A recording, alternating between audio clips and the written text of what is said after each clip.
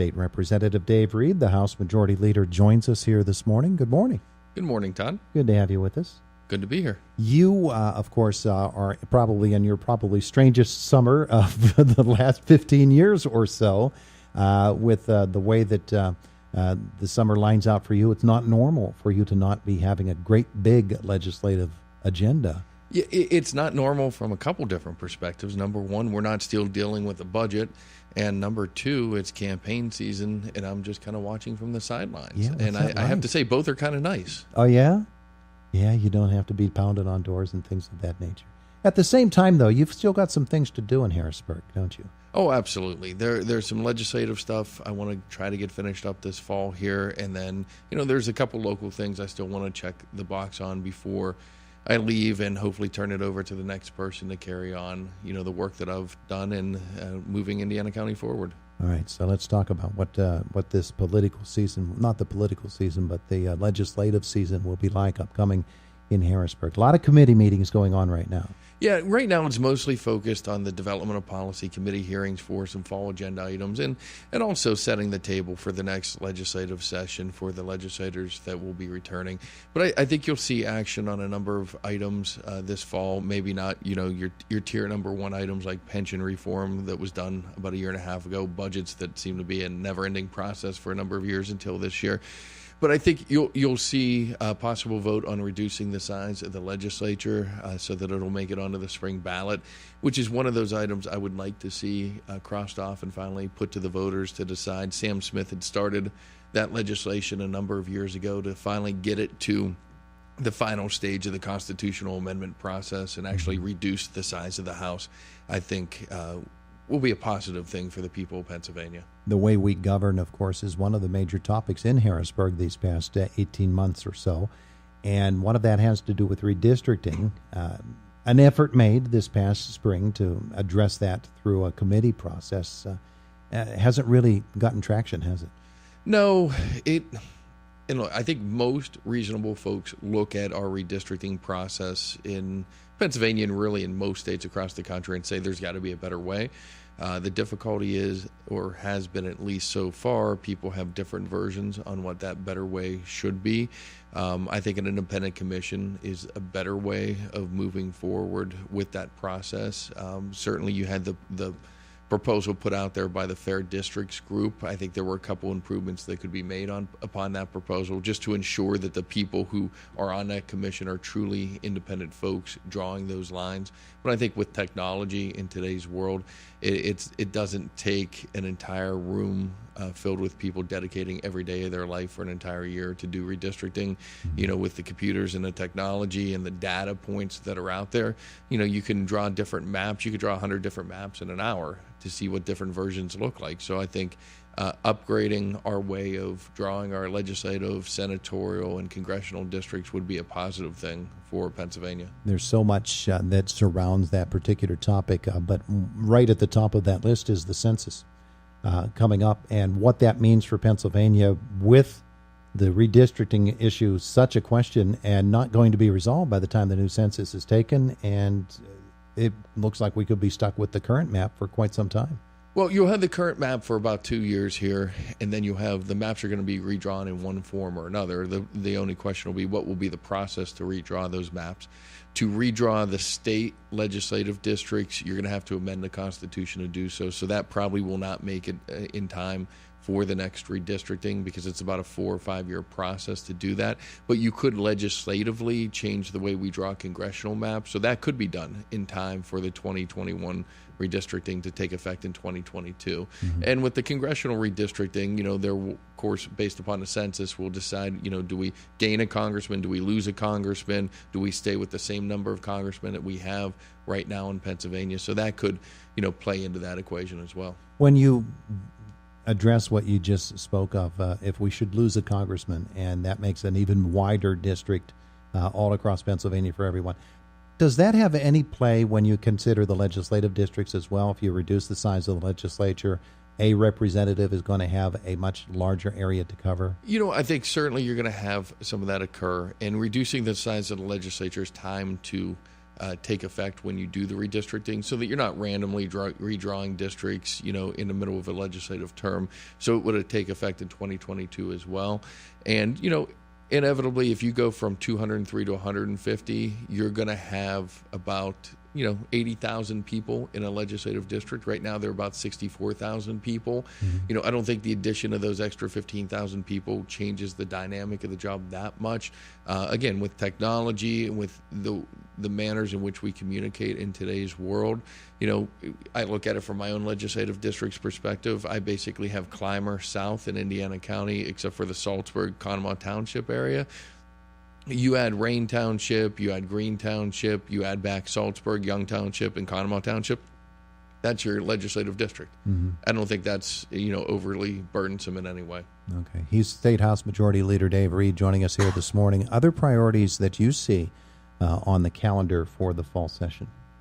I think you'll probably see some action with the grand jury report that's out there right now, or about to be out there very soon here within the next week or so, with the investigation into the Catholic Church by the grand jury with some of the sexual misconduct accusations that have been out there for a number of years. That's been an issue that's been kind of floating in and out of the legislature for some time.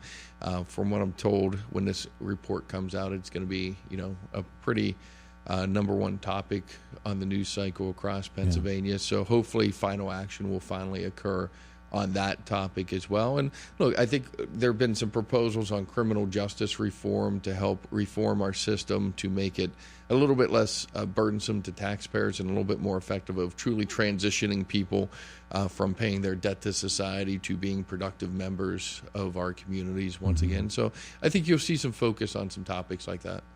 Senator White's going to be with us later this morning. One of the issues that is going on in Harrisburg and all across Pennsylvania is how to deal with opioids and the opiate crisis, as it's been called.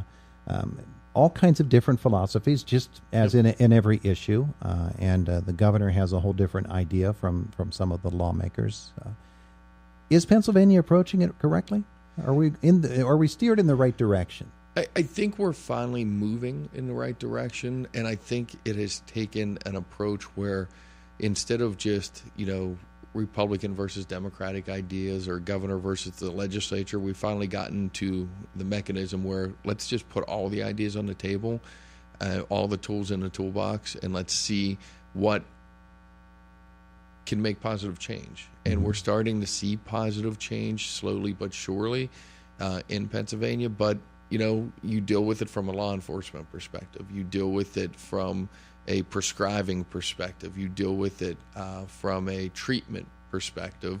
You deal with it from a community perspective of, obviously the best way to deal with it is the prevention side before somebody becomes addicted in the first place, but that's not always the case of the situation you're dealing with. So you have to figure out, okay, how do we get the treatment and treat it as the disease that it is for far too many folks within communities like ours. And, you look at the numbers in Indiana County, they're trending in the right direction, but they're nowhere close to where we want to be in this county or across the state as a whole, and really across the nation. Yeah. We're skipping across a whole bunch of topics, just skimming the surface a little bit here this morning. The legislature's shown no inclination to step into this PIAA debate, and we can understand why, because it really is a battle that is going on. The PIAA saying that the legislature created in 1972 the law with the private schools and the public schools participating in the same playoffs. The breakaway group that met a couple of weeks ago saying that's absolutely not the case, and PIAA saying until the legislature does something, we can't do it, and the legislature saying it's not our job, it's yours. I don't see that being a legislative issue, but I was wondering from your perspective, do you hear a lot about that in Harrisburg? Well, I do hear it Renda Broadcasting. Mr. Burdick does mention it from time to time over the years. Look, I will say this. It is becoming more of a topic in different communities, because the discrepancy between public schools and private schools from an athletic vantage point has just changed very, very dramatically over the years, particularly when you look at, the areas some of these private schools are drawing from. I think, probably back when that law was created, it was more of a private school was mostly just drawing from the community at which they actually existed, much like the same parameters of a local public school. And now you have a lot of these schools drawing from, much larger geographic areas, which I'm sure only for academic reasons.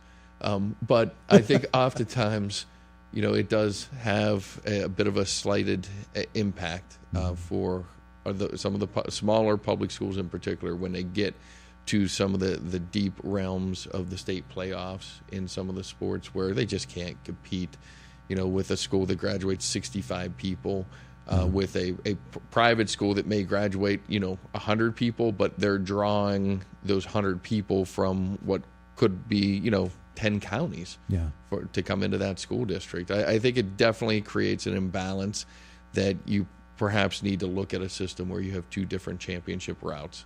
Couple of moments left with State Representative Dave Reed. That issue there with the PIAA sort of brings into play agencies such as that have a little bit of legislative authority behind them, a little bit of administrative or some other type of authority behind them, and they seem to be out there on their own island operating by themselves, doing whatever it is that they feel is best for them to do with no accountability. Are there more agencies like that?